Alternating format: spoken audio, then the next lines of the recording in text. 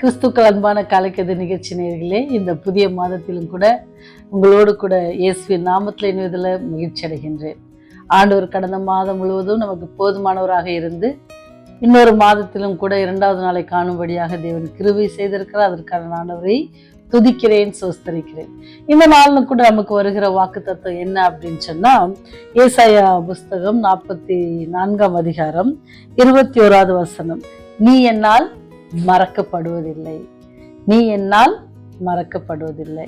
ஆண்டவர் உங்களையும் என்னையும் பார்த்து சொல்றாரு, நீ நல்லா செய்ய மாட்டவங்களை மறக்க மாட்டேன் அப்படின்னு சொல்றாரு. எவ்வளோ பெரிய வாக்கு தத்தரில் ஆண்டவர் உங்களையும் என்னையும் நினைக்கிறாரு அப்படின்னு சொன்னா, நாம எப்படி அவரை நினைக்கிறோம் அப்படின்னு சொன்னா, இன்னைக்கு நான் உங்களோடு கூட ஒரு நடந்த நிகழ்ச்சியோடு கூட பகிர்ந்து கொள்ளலான்னு ஆசைப்படுறேன்.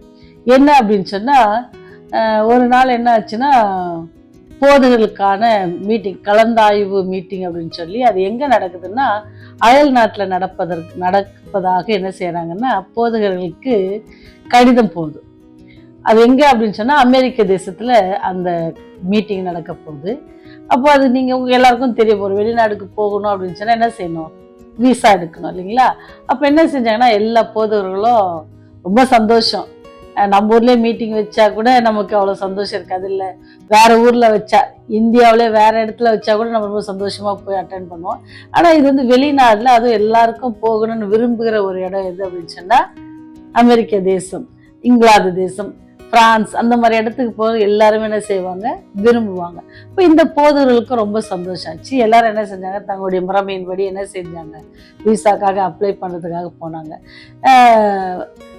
அங்கே போகும்பொழுது எல்லாருக்கும் என்ன செய்வாங்கன்னா, இன்டர்வியூ வைப்பாங்க. எடுக்கிறது அவங்க விசா கொடுக்கறதுக்கு முன்னாடி அந்த கேண்டிடேட்டை கூப்பிட்டு என்ன செய்வாங்க, விசாரிப்பாங்க. அவங்களுடைய எந்த நோக்கத்துக்காக போகிறாங்க, திரும்பி வருவாங்களா அந்த மாதிரி அவங்க பரிசோதிப்பது அந்த எம்பசியோட கடமையாக இருந்துச்சு, அல்லது அவங்களுடைய வழக்கமாக இருந்துச்சு.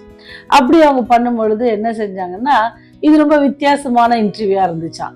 என்ன அப்படின்னு சொன்னால், அங்கே போனவங்ககிட்ட அந்த எடுக்கிற அந்த அதிகாரி என்ன கேட்டார் அப்படின்னு சொன்னால், அந்த போதகர்களை பார்த்து, போன வாரம் நீங்கள் பண்ண பிரசங்கத்தின் மைய கருத்து என்ன சொல்லுங்க அப்படின்னு சொன்னால், சிலர்லாம் என்ன செஞ்சிட்டாங்கன்னா மறந்துட்டாங்க.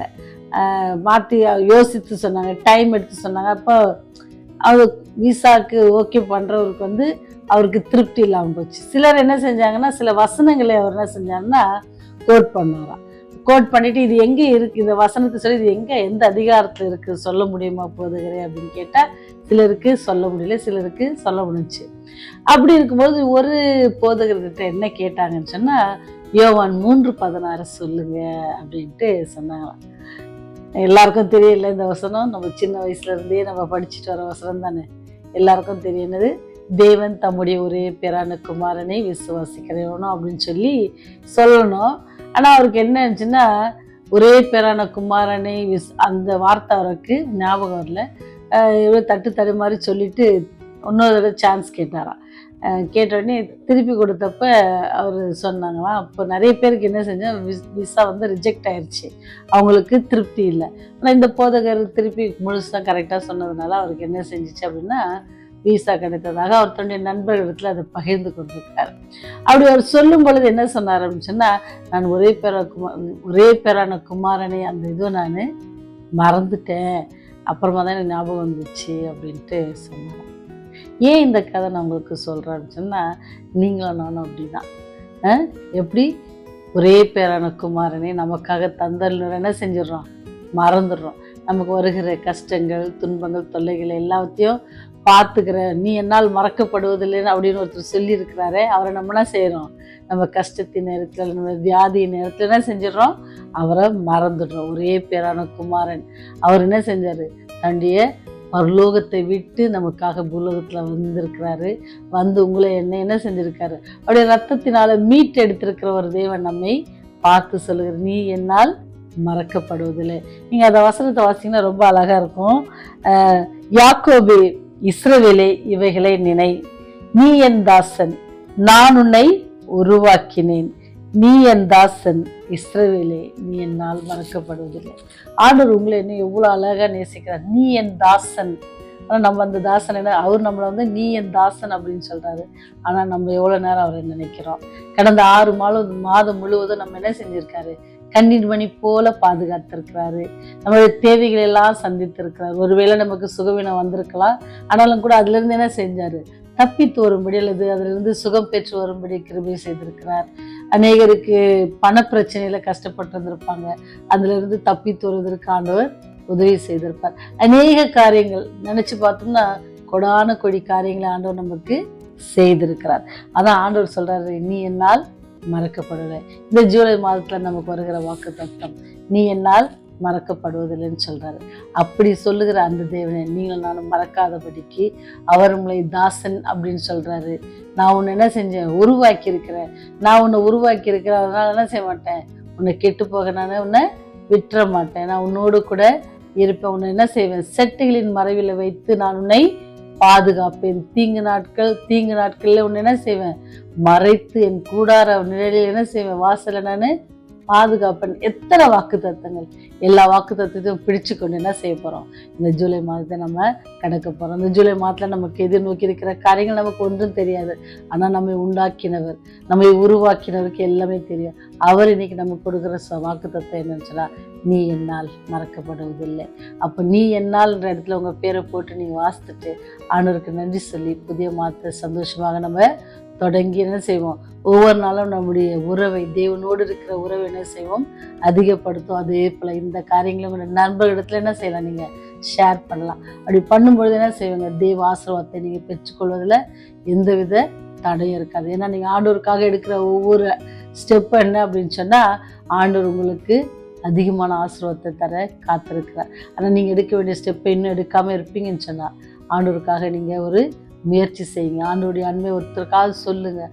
எந்த வழியாவது உதவி செய்யலாம், இல்லை ப்ரேயர் பண்ணலாம். ஏதாவது ஒரு வழியில் ஆண்டவருக்காக நீங்க என்ன செய்யுங்க, ஒரு ஊழியம் செய்யுங்க. தேவன் உங்களை ஆசீர்வதிப்பாக. ஜெபம் செய்வோம். வானாதி வானங்களில் வீற்றிருந்து பூமியின் மனுமக்களை கண்ணோக்கி பார்க்கிறதான பரலோக தந்தையே, இந்த நாளிலும் கூட ஆண்டவரே, நாங்கள் உண்மை நோக்கி ஜெபிக்கும்படியாக நீர் செய்த கிருபைக்காக நன்றி செலுத்துகிறோம். நீர் கொடுத்த வாக்கு தத்துவத்திற்காக நன்றி ஆண்டவரே. நீர் எங்களை மறக்காமல் ஒவ்வொரு நாளும் பாதுகாத்திருக்கிறேன் என்பதற்கு ஆண்டவரே, நாங்கள் கடந்த 6 மாதமும் நாங்கள் கடந்து வந்திருக்கிறோம்னு சொன்னபோது ரொம்ப ஆச்சரியமாக இருக்கிறது ஆண்டவரே. புது வருடத்திற்கு இப்போதுதான் தொடங்கின மாதிரி இருந்துச்சு, ஆனாலும் கூட ஆண்டவரே, நீ எவ்வளவு நேர்த்தியாக எங்களை வழிநடத்தி வந்திருக்கிறீர் சாமி. எல்லாவற்றிலும் உடைய கரம் எங்களை நடத்தி இருக்கிறது என்பதற்காக நன்றியோடு துதிக்கிறோம், சோஸ்தரிக்கிறோம். தகப்பனே, இந்த செய்தியை கேட்கிற ஒவ்வொரு பிள்ளைகளுக்கும் ஆண்டவரே, நீர் போதுமானவராக இருங்க ஆண்டவரே. அவர்களும் எங்களோடு கூட சேர்ந்து மக்கள் நன்றி சொல்வார்கள் நாங்கள் விசுவாசிக்கிறோம் சாமி. நீர் அவர்களுக்கு கடந்த மாதம் முழுவதும் போதுமானவராக இருந்திருப்பீர் என்று நாங்கள் விசுவாசிக்கிறோம் சாமி. ஆண்டவரே, உண்மை நோக்கி கூப்பிடுகிற பிள்ளையை ஒரு நாளும் கைவிடுவதில்லை என்பது நாங்கள் உணர்கிறோம், விசுவாசிக்கிறோம் சாமி. உண்மை நோக்கி அபயமிடுகிற ஒவ்வொருவரையும் நீங்கள் அறிந்திருக்கிறீர். உடைய கண்ணீர்களை உடைய துருத்தியில் அடைத்து வைத்திருக்கிறேன். எல்லாம் உடைய கணக்கில் இருக்குது நாங்கள் உணர்கிறோம் சாமி. இது கைவிடாத தேவன் ஆண்டவரே. இந்த புதிய மாதத்துல கூட இந்த 2வது நாளில் ஆண்டவரே, எங்களுடைய கரத்துல ஒப்பு கொடுக்கிறோம் சாமி. நீரே எங்களை பொறுப்பேற்றுக் கொள்ளுங்க, வழி நடத்துங்க. இந்த செய்தியை கேட்கிற ஒவ்வொரு குடும்பத்தையும் ஆசீர்வதிங்க. அவருடைய குடும்பத்துல எந்த வித பிரச்சனையும் இல்லாதபடிக்கு தேவன் எங்களுக்கு போதுமானவராக இருந்தார் என்று சொல்லி உடைய அன்பை குறித்து அநேகருக்கு அவர்கள் சாட்சி சொல்லத்தக்கதாக, அநேகரும் உடைய அண்டைக்கு சேர்த்து கொள்ளத்தக்கதாக நீங்க கிருபை செய்யுங்க சாமி. உடைய ராஜ்யவதி சீக்கிரமாக இருக்கிறது கர்த்தாவே. அதில் நாங்களும் எங்களால் ஆதாயப்படுத்தப்பட்ட மக்களும் தவறி போகாதபடிக்கு அதை சேர்ந்து மோடு கூட இவரே எங்கள் ராஜா, இவருக்காக காத்திருந்தோம், இவர்கள் கலிக்கிறோம் என்று சொல்லுகிற அந்த கூட்டத்துல நீர் எங்களை சேர்த்துக்கொள்ள வேண்டுமா? இயேசுவின் வழியை தாழ்மையோடு ஜெபிக்கிறோம் ஜீவனுள்ள பரலோக பிதாவே. ஆமென், ஆமென்.